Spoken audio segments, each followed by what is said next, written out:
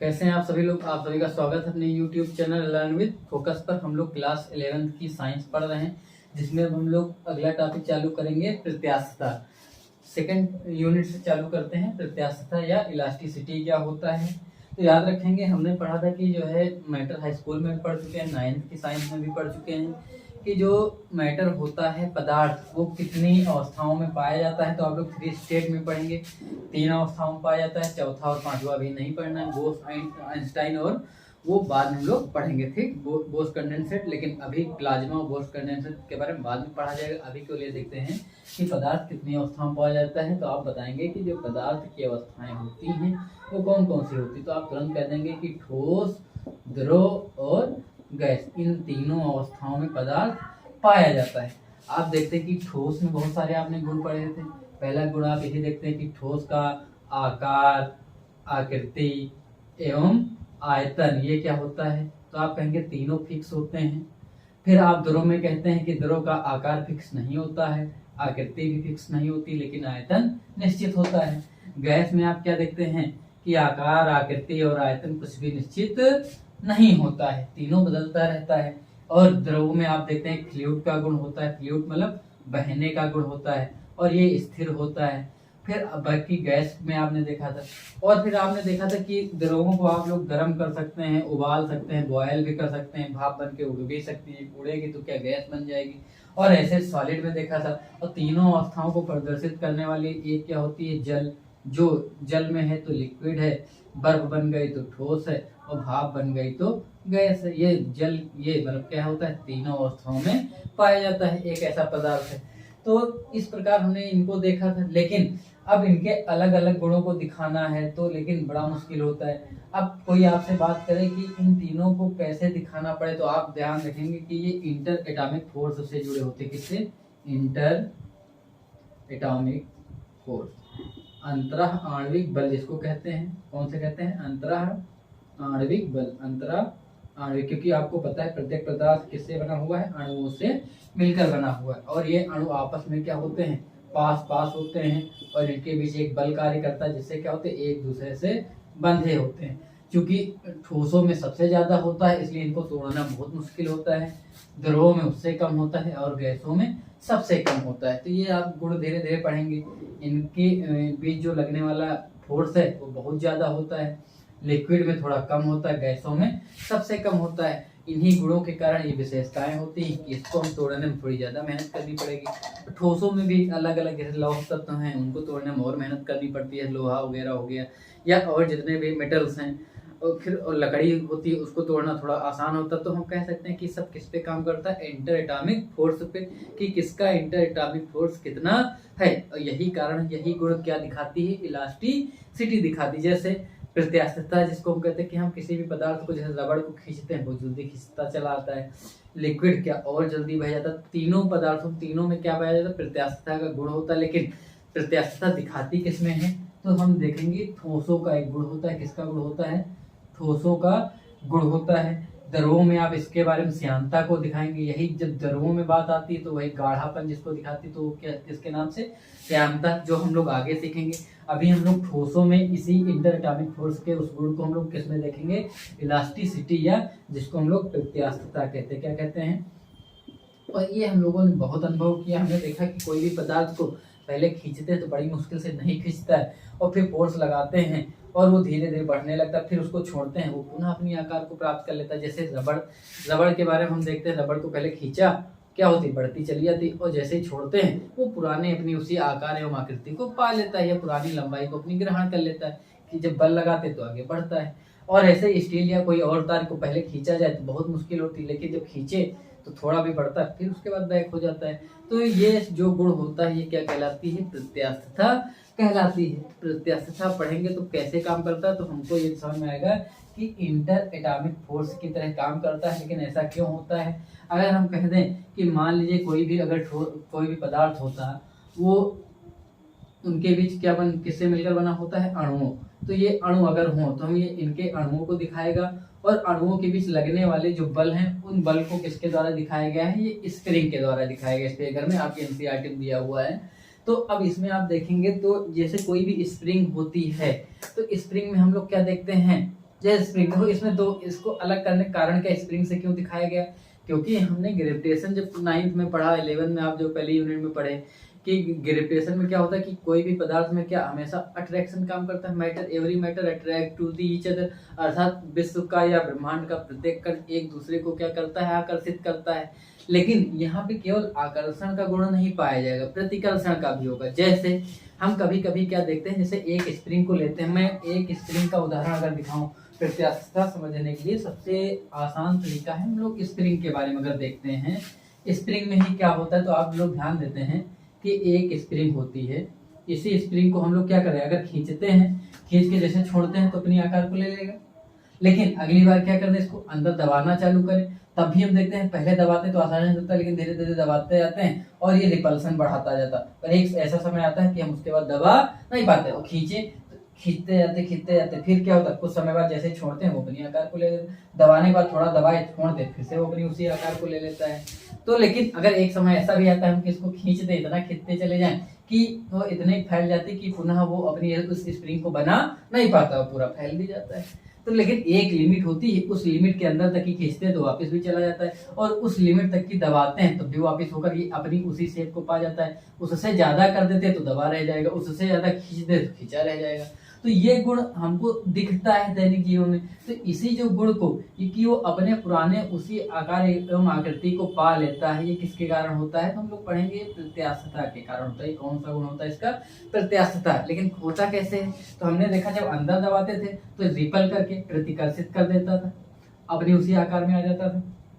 जब बाहर खींचते थे तो वो उसी आकार को पाने के लिए क्या कर लेता था, पुरानी अवस्था को प्राप्त करने के लिए क्या कर लेता था, आकर्षित करता था। क्या करता है, आकर्षित करके फिर से पुरानी अवस्था को प्राप्त कर लेता है। तो यहाँ हम देखते हैं कि अट्रैक्शन और रिपल्सन दोनों होता है। लेकिन जब ग्रेविटेशन की बात करते तो वहां हम लोग देखते क्या होता है, केवल अट्रैक्शन काम करता है, रिपल्सन नहीं होता है, क्योंकि पदार्थ का प्रत्येक कण केवल आकर्षित करेगा, रिपल नहीं करेगा। तो यहाँ देखो, जैसे हमने कहा कि अगर मान लीजिए कोई पदार्थ है, उसके कण ऐसे रखे हुए हैं, ये अणु हैं, अगर हम इनको दिखाएं मॉलिक्यूल हैं, तो ये अगर रखे हुए स्प्रिंग जैसा है। अब स्प्रिंग में देखो, अगर हम इसको खींचें, यहाँ कहते हैं इसके बीच की जो डिस्टेंस है वो आर आर आर है। हर जगह की डिस्टेंस को हमने किससे दिखा दिया कि सबके बीच की डिस्टेंस एक समान है।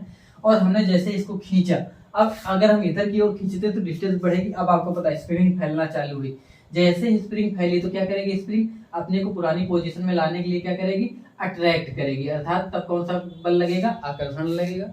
वो जैसे हम छोड़ेंगे वो पुनः आकर्षित करके उसको पुरानी अवस्था में ला देगा। अगली बार हमने क्या किया, इसको दबाया, जैसे ही हमने दबाया वो किसको करना चालू करेगा, बाहर रिपल करना चालू करेगा। जैसे हम छोड़ेंगे वो फिर से पुरानी अवस्था को ले आएगा। तो हम क्या देखते हैं कि ये अट्रैक्शन और रिपल्सन, आकर्षण एवं प्रतिकर्षण दोनों का काम करता है, और वो अपनी पुरानी पोजीशन को बनाने के लिए जनरेट करता है। तो हम क्या देखते हैं, हम क्या लगाते हैं, तो हमने देखा हम बाहर से फोर्स लगाते हैं।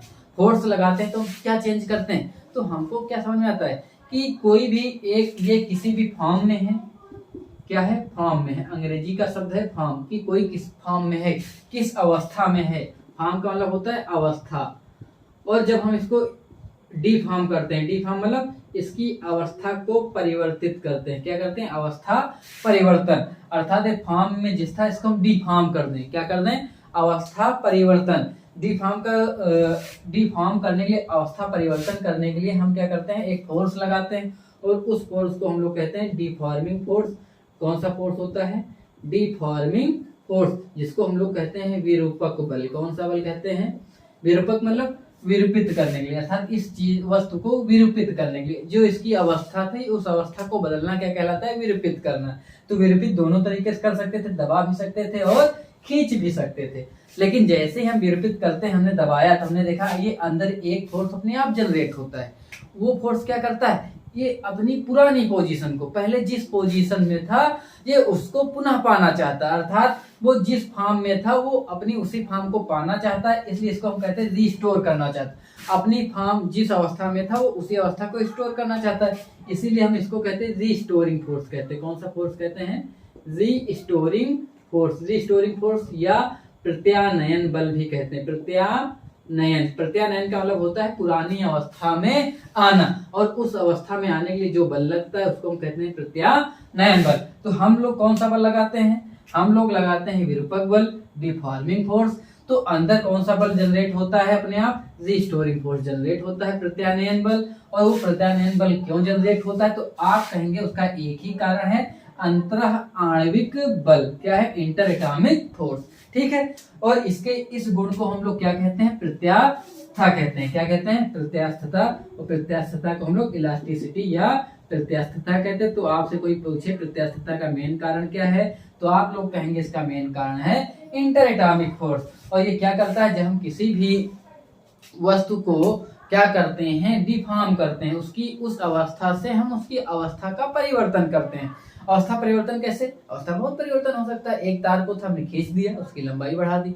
दूसरा हमने क्या किया, जैसे हमारे पास ये मान लीजिए ऐसे था, हमने इसको क्या कर दिया, ये ऐसे था, हमने इसको ऐसे मोड़ दिया, हमने लंबाई तो नहीं बदली, अगली बार लंबाई कुछ नहीं बदली, हमने क्या कर दिया, इसकी तब भी आकृति चेंज कर दी, इस बार लंबाई भी नहीं बदली, ना तो इसके क्षेत्रफल बदला, कुछ भी नहीं, केवल हमने क्या किया, ऐसे मोड़ा, इसकी लंबाई में कोई परिवर्तन नहीं। तो हम कहते हैं कि ये इसकी विरूपित किए हैं, क्या किए हैं, विरूपित किए आकृति को, कॉन्फ़िगरेशन। और जो चेंज किया जाता है इसी को हम लोग कॉन्फ़िगरेशन कहते हैं। क्या कहते हैं, कॉन्फ़िगरेशन। या पुरानी जो संरचना है उसको किसी भी प्रकार बदली जाए, या इसको खींच के ऐसे लंबी कर दिया जाए, तब क्या हो गया, तब भी ये खींच गई। हालांकि कपड़ा है, या कोई भी तार को ऐसे खींचना चालू करो या रबड़ खींच लो, तो कई प्रकार से उसका कॉन्फ़िगरेशन हम लोग कर सकते हैं। अगली एक तरीका हो सकता है, आयतन भी बढ़ाया घटाया जा सकता है। जैसे गुब्बारा फुलाना चालू करते हैं तो उसका क्या होता है, आयतन बढ़ना चालू करता है, बाहर की ओर फैलना चालू करता है। अगली बार किसी फुटबॉल को हमने पानी के अंदर डाला तो पानी क्या करता है, चारों तरफ से दबाव लगाता है, तो वो अंदर की ओर दब भी सकता है, तब भी उसके आयतन में परिवर्तन हो सकता है। तो आयतन में भी परिवर्तन कर सकते थे, लंबाई भी बढ़ा घटाकर उसका कॉन्फ़िगरेशन कर सकते थे। आकृतिक विन्यास जिसको कहते हैं, कॉन्फ़िगरेशन का मतलब होता है कि वो जिस स्टेज में है उसको हम चेंज कर दें, लंबाई बढ़ा दें या उसको ऐसे मोड़ दें, तब भी उसकी हमने लंबाई में कोई परिवर्तन नहीं किया, लेकिन वो किसी कोण से तो मुड़ गए। तो ये सारी चीजें हम लोग कर सकते हैं, डिफॉर्म कर सकते हैं। जब डिफॉर्म करते हैं तो अंदर कौन सा फोर्स जनरेट होता है, रिस्टोरिंग फोर्स जनरेट होता है, ठीक है। तो ऐसे बहुत सारे उदाहरण होते हैं, जैसे हम किसी तार पे वो जैसे हमने इस पे लटकाया, जैसे छोड़ते हैं पुरानी अवस्था को पा जाता है। तो ये क्या होता है कि जैसे किसी बाह्य बल के प्रभाव में वस्तुएं क्या हो जाती है, विरूपित हो जाती है। विरूपित का कहने मतलब डिफॉर्म हो जाती हैं, और जैसे हम उस बाह्य बल को हटाते हैं वो अपनी पुरानी अवस्थाओं को पा लेता है। इस गुण को हम लोग क्या कहते हैं, प्रत्यास्थता कहते हैं। ठोस, द्रव और गैस में पाया जाता है, लेकिन अलग अलग प्रकार के नाम होंगे, हम लोग उनको पढ़ना चालू करेंगे। कुछ चीजें पढ़ाने में छूट जाती हैं, मान लीजिए छूटता है तो हम लोग उसको रिपीट कराते रहेंगे। तो प्रत्यास्थता क्या होता है, तो ये आपको समझ में आ गया। लेकिन प्रत्यास्थता के लिए कुछ शब्द मैंने बताए, तो आपको विरूपक बल पढ़ना पड़ेगा कि विरूपक बल क्या होता है। तो विरूपक बल क्या होता है कि किसी वस्तु पर कार्यरत वह बल जो क्या करते हैं, उसके आकार एवं आकृति को, मैं बोल रहा हूँ तो आप लोग लिख लीजिएगा, मैं लिखाऊंगा नहीं, उसके आकार एवं आकृति को बदल देता है। अर्थात ये विरूपक बल क्या करता है, आकार और आकृति को बदल देता है।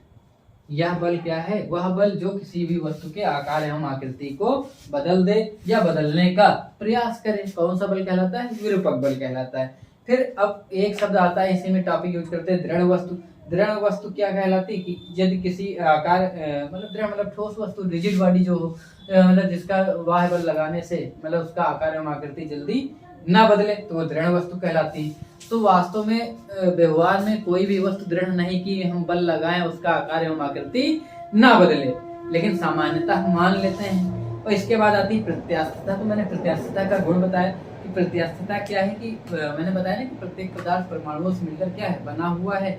और जब तक हम बाह्य बल नहीं लगाते हैं, क्योंकि अगर ये पेन ऐसे रखा हुआ तो इसमें कोई परिवर्तन नहीं हुआ, स्प्रिंग रखी हुई तो वैसे बनी रहेगी, तो इसकी अवस्था में परिवर्तन होता कब है, जब हम क्या लगाते हैं, एक बाह्य बल को लगाते हैं। बाह्य बल ना लगाएं तो इसमें कोई भी परिवर्तन नहीं होगा, ये जैसे का है वैसे तैसा ही बना रहेगा, ठीक है। अच्छा, इसमें आपके मन में प्रश्न हो सकता था कि सर ठीक है, हम बाह्य बल लगाते हैं, अंदर फोर्स जनरेट करता है, सब कुछ है, लेकिन एक और आता है कि आपने तो कहा था सर, हमने तो पढ़ा था, हाँ, एक मन आ जाता है कि अंतरः आणविक बल या इंटर एटॉमिक फोर्स जो है वो कौन सा बल है, ये ग्रेविटेशनल गुरुत्वाकर्षण बल है या इलेक्ट्रिक फोर्स है। तो याद रखना, inter atomic force is electric force. ये कई बार बोर्ड में आया है, ये कौन सा फोर्स है, इलेक्ट्रिकल फोर्स है, ये आप लोग याद रखिएगा। वैद्युत बल है, क्यों वैद्युत बल है, ये हम लोग क्लास 12 में पढ़ेंगे, जब इलेक्ट्रिसिटी वगैरह चैप्टर आएगा तो हम लोग इसके बारे में सीखेंगे। लेकिन अभी हमको इतना याद रखना, ये कौन सा फोर्स है, इलेक्ट्रिकल फोर्स है। कौन सा फोर्स, इंटरएटॉमिक फोर्स, ठीक है। अच्छा, इसमें एक मन में प्रश्न हो सकता है कि सर हमने तो बचपन में सीखा था कि प्रत्येक पदार्थ क्या करता रहता है, अपने आप में मोशन करता रहता है, ये अणु भी तो क्या कर रहे होंगे, वाइब्रेट करते रहते होंगे, क्योंकि हमने पढ़ा था कि जो है हर एटम्स घूमते रहते हैं। तो जब घूमते हैं तो हमने देखा था घूमने की क्रिया भी कई प्रकार से हो सकती थी। वो कैसी होती थी, एक तो कोई वस्तु क्या करे, अपनी साम्य स्थिति मीन पोजीशन के ऊपर नीचे गति करे, तो हम कह सकते हैं वो कौन सी गति कर सकता है, कंपनिक गति कर सकता है। कौन सी गति, कंपनिक गति। कौन सी, जब किसी मीन पोजीशन के ऊपर नीचे ऐसे ऐसे गति करे। दूसरा आप कह सकते थे कि वो ऐसे है और ऐसे से घूमता रहे, तो आप कहते हैं कि हाँ ये तो रोटेट कर रहा है। तो दूसरी कौन सी गति होती है, रोटेशन होती है। रोटेशन को हम लोग कौन सी कहते हैं, घूर्णन गति कर सकता है, इसका मतलब। फिर आप तीसरा कहते हैं कि हाँ ठीक है, दो ही तो कर रहा है, घूमता है। एक आप तीसरा भी कह सकते थे कि वो जो है सर्कुलर वगैरह सब इसमें जोड़े ले रहे हैं। एक आप कहते हैं कि वो सीधा चलता भी चला है, तो आप कहते हैं हाँ इसका लो कोई पार्टिकल जो है सीधा भी जा सकता है। एक अगर अणु है तो ऐसे ऐसे भी कर सकता है, और अपनी धुरी पे वो ऐसे ऐसे घूम भी सकता है, और एक सीधा चलता जा सकता है। तो आप कहते हैं एक साथ वो तीनों गति तो कर सकता था, तो हाँ तीनों गति कर सकता है। तो इसमें ऐसा क्या होता है, तो आप कहेंगे ये आपस में तो करते हैं, लेकिन ये अपनी मीन पोजीशन को ऊपर नीचे करेंगे, ऊपर नीचे गए, ऐसे ऐसे हुए, लेकिन सीधे भी गए। लेकिन ये फिर आप कहेंगे ये सब होता है तो ये छोड़ के जाते क्यों नहीं, हर तरह से करता होगा। तो याद रखना करते हैं, लेकिन इनके बीच की जो डिस्टेंस होती है ये हमेशा उस डिस्टेंस को बनाए रखते हैं, अर्थात ये अपनी इस डिस्टेंस को कभी नहीं बदलेंगे। आपस में करेंगे, इधर गए उधर गए, लेकिन सब साथ में होंगे, ऐसे ऐसे, ठीक है। तो आपस की डिस्टेंस को कभी नहीं बदलते हैं। जैसे इनका एक फिक्स स्थान है, उसी के ऊपर नीचे जाएंगे। जैसे आप भी घर से स्कूल जाते हैं, स्कूल से घर आते हैं, घर से बाजार जाते हैं, सब्जी लेते हैं, फिर घर आते हैं। घर आपकी मेन पोजीशन होती है, तो आप रहते तो अपने घर में, लेकिन जाते सब कहीं हैं। तो वही सेम इसका भी पार्टिकल के काम में होते हैं, ये करेंगे सब जगह, लेकिन रहेंगे तो अपनी मेन पोजीशन में। हर पार्टिकल अपनी मेन पोजीशन के इधर उधर सब कुछ करेगा, लेकिन आएगा तो मेन पे, तो इसका एड्रेस तो यही होगा। तो ये सारे पार्टिकल बीच की जो डिस्टेंस है उसको मेंटेन किए रहते हैं, ठीक है। किसमें होता है, ठोसों में होता है। ठोस रिजिड होते हैं क्योंकि उनमें फ्लूइड बहने का गुण नहीं होता है। तो ये आप लोग याद रखेंगे। तो इस प्रकार कई सारी गति कर सकता है, रेखीय गति भी कर सकता है, जिसको हम लोग लीनियर मोशन भी कहते हैं। तो ये इतने प्रकार की गति होती है। तो प्रत्यास्थता के बारे में आप कहेंगे कि जब किसी भी वस्तु पर क्या लगाते हैं, विरूपक बल लगाते हैं। विरूपक मतलब डिफॉर्म करते हैं, तो उसके बीच उसके अंदर एक बल कार्य करने लगता है। वो क्या करते हैं, जो उसी के अंदर के पार्टिकल होते हैं वो उनको उसी अवस्था में लाने के लिए क्या करते हैं, अपने अंदर एक बल को जनरेट करते हैं। जैसे हमने देखा था, हम सबको अगर बाहर की ओर खींचते हैं तो ये पार्टिकल क्या करेंगे, अट्रैक्शन करेंगे, अर्थात एक दूसरे को अपनी मूल अवस्था में लाने के लिए ये तुरंत अट्रैक्शन ले आएंगे, अट्रैक्शन फोर्स लगा देंगे, आकर्षण बल लगेगा, खींच के फिर से ले आएंगे। फिर अपनी साम्य पोजीशन पे आ गए, फिर से कोई भी फोर्स अब नहीं बचा, शांत हो गए। आपको पता है जब भी गति होती रहती है तब आप, क्योंकि हमने बचपन में आपको सिखाया था जब आप लोग क्लास केजी में थे, कि अगर मान लीजिए कोई वस्तु स्थिर है, इसका मतलब उस पर नेट फोर्स जिसको कहते हैं वो 0 है। हम इस पे 50 फोर्स ऐसे लगाए हुए, मूव नहीं करेगा। लेकिन क्यों, क्योंकि नेट फोर्स ये क्या है, 0 है। लेकिन मेज को आप खिसकाते हैं, एक 10 का लगाया, एक 5 का लगाया, तो आप कहते हैं 10 से 5 चला गया, 5 न्यूटन का नेट बल लगा हुआ है, तो जिधर की ओर है उधर जाने लगेगा। तो यहाँ भी ऐसा होता है, ये कब तक मूव करेगा, जब तक इस पर नेट बल लगा हुआ। जैसे नेट बल 0 होगा, ये अपनी साम्य पोजीशन पे आ जाएंगे, हिलना डुलना बंद होगा। जैसे ही मेन पोजीशन पे आए तो कोई बल नहीं बचता। जैसे बाहर गए, इसने अंदर फोर्स जनरेट किया, और वो फोर्स क्या करेगा, इसको अपनी ओर खींचना चालू किया। तुमने 5 न्यूटन का बाहर लगाया, ये तुरंत क्या करेगा, 5 अंदर का लगा देगा, कहीं नहीं जाएगी। क्यों, क्योंकि नेट तो 0 हो गया। क्या होता है, आप खींचते वस्तु नहीं खींच रही होती। 5 लगाया, 7 लगाया, 10 लगाया। जैसे तुमने 10 न्यूटन का लगाया, इसने भी अंदर कितने जनरेट कर लिया, 10। क्यों, क्योंकि ये अपनी उस पोजीशन को बिगाड़ने देना चाहता ही नहीं है। फिर आपने 12 लगाया, अब ये अंदर उसके अंदर क्षमता नहीं कि 12 का लगा दे, इसने 10 ही लगाया हुआ। अब आप जैसे ही 12 लगाया, ये थोड़ा बढ़ने लगा, और फिर जैसे तुमने थोड़ा खींचा, इसने तुरंत अपने फोर्स को बढ़ा के 12 कर लिया। अब उसके बाद आप नहीं खींच पा रहे। अब आपने 15 का लगाया और खींचा, थोड़ा और बढ़ा, अब इसने फिर बढ़ा के अपने को 15 कर लिया। आपकी थोड़ी बहुत लेंथ तो बढ़ गई ना, लेकिन फिर अब उसके बाद नहीं खींच पा रहे, अब आपको फोर्स और बढ़ाना पड़ेगा। आपने 20 का लगाया, थोड़ा और बढ़ गया, इसने भी तुरंत बढ़ा के फोर्स कितना कर लिया, 20। अब इसके आगे नहीं खींच पाएंगे।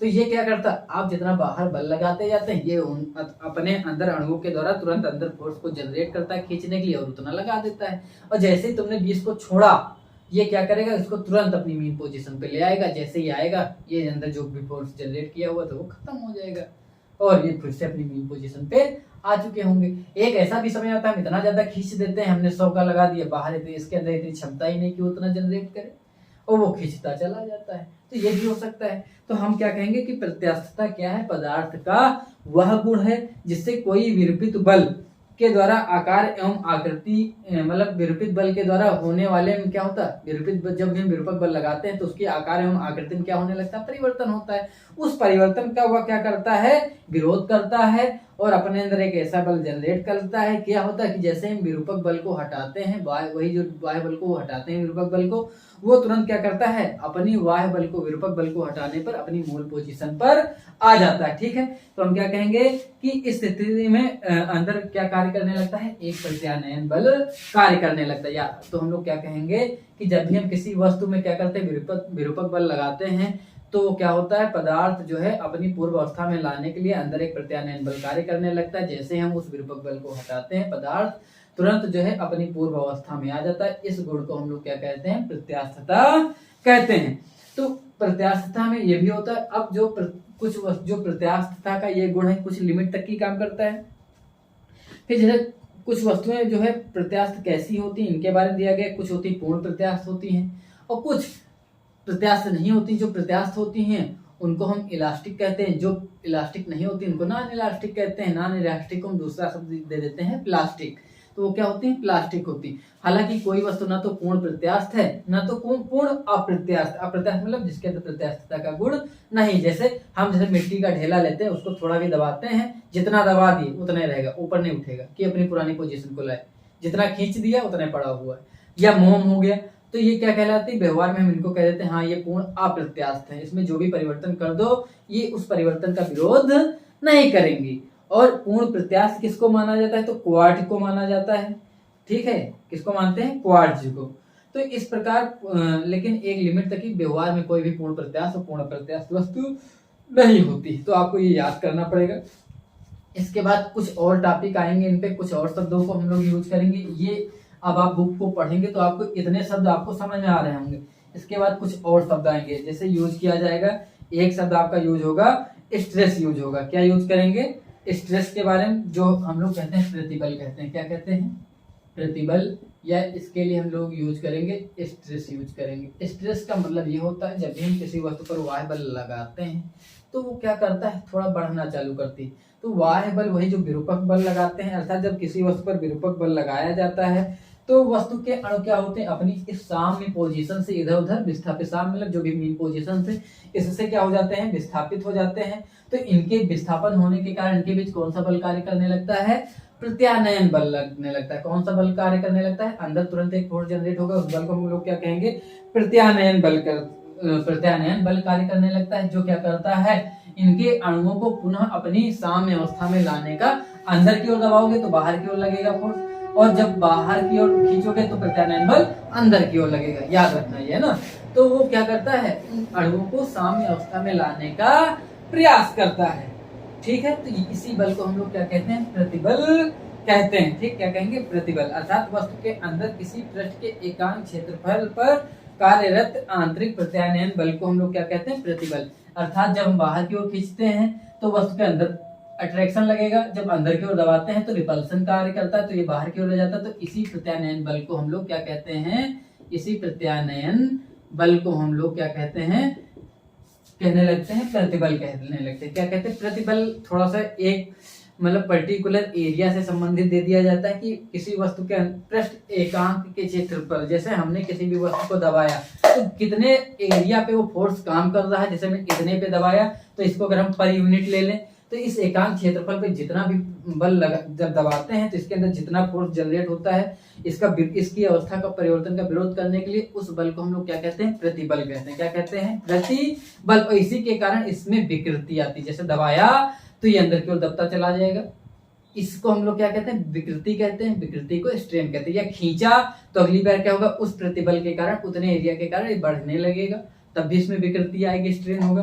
तो याद रखना कि हमेशा स्ट्रेस के कारण स्ट्रेन होता है। कभी कभी बहुत सारे स्ट्रेस होते हैं, एक स्ट्रेस ऐसा भी स्ट्रेस के कारण स्ट्रेन हो जाता है। जैसे हम लोग कहते हैं कि ना बहुत स्ट्रेस में है, तनाव होते हैं, तभी हमारे कहते हैं ना मानसिक विकृति आ गई। क्यों आती? क्योंकि हम लोग स्ट्रेस में होते हैं, तनाव में। जब भी आप तनाव देंगे तो हर चीज में विकृति आती है। कभी कभी गर्दन में भी स्ट्रेन आ जाता है ना, ऐसे मुड़ जाती है स्ट्रेस के कारण, खिंच जाती है।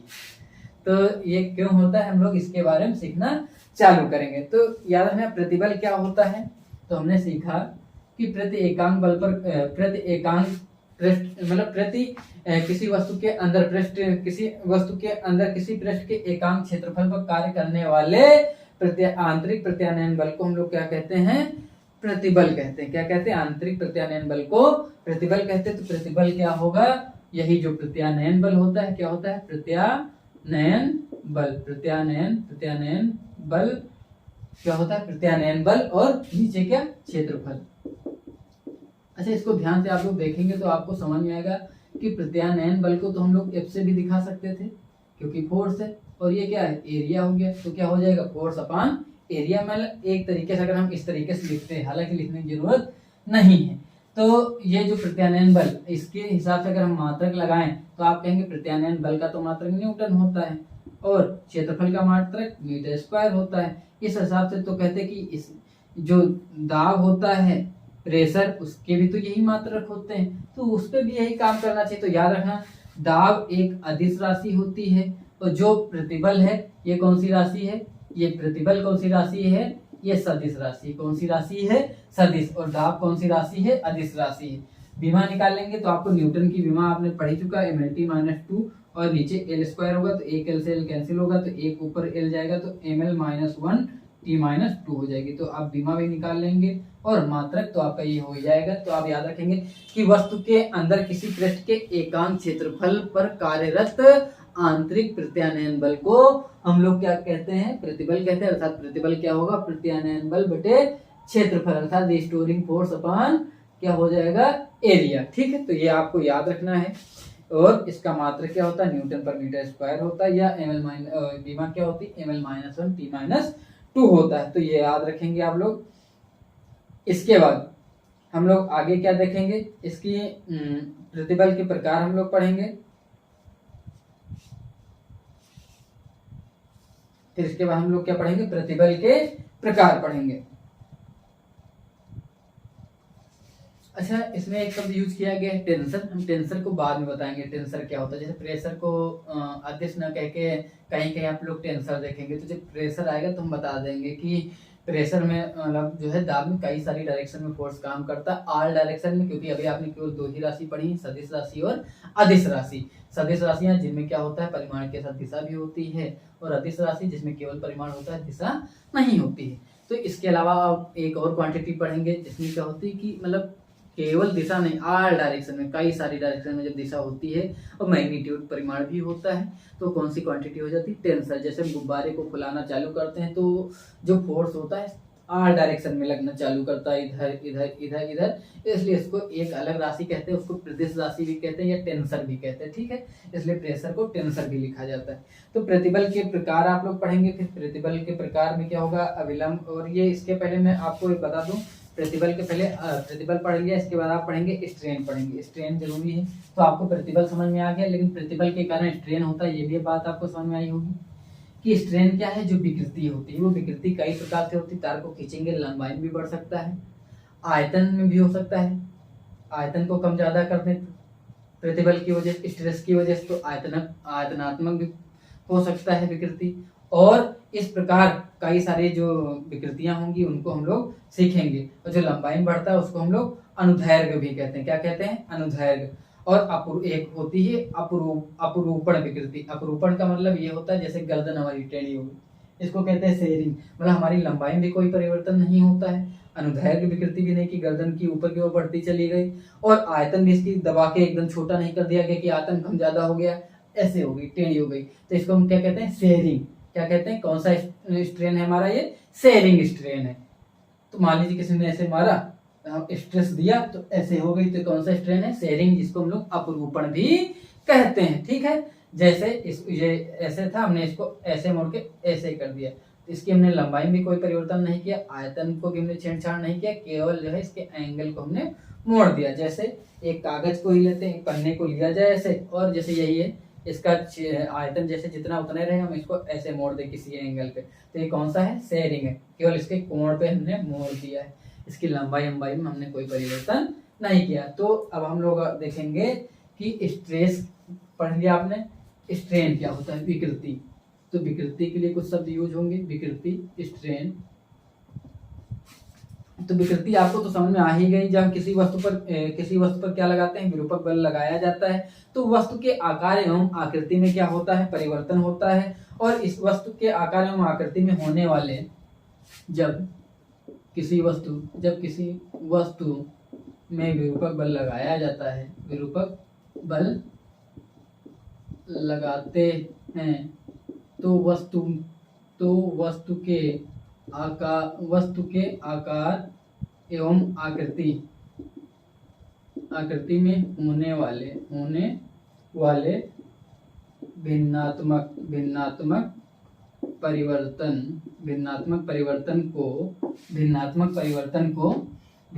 परिवर्तन को हम लोग क्या कहते हैं, विकृति या स्ट्रेन कहते हैं। ठीक है, क्या कहते हैं, विकृति कहते हैं। याद रखेंगे आप लोग, क्या कहते हैं इसको, विकृति कहते हैं।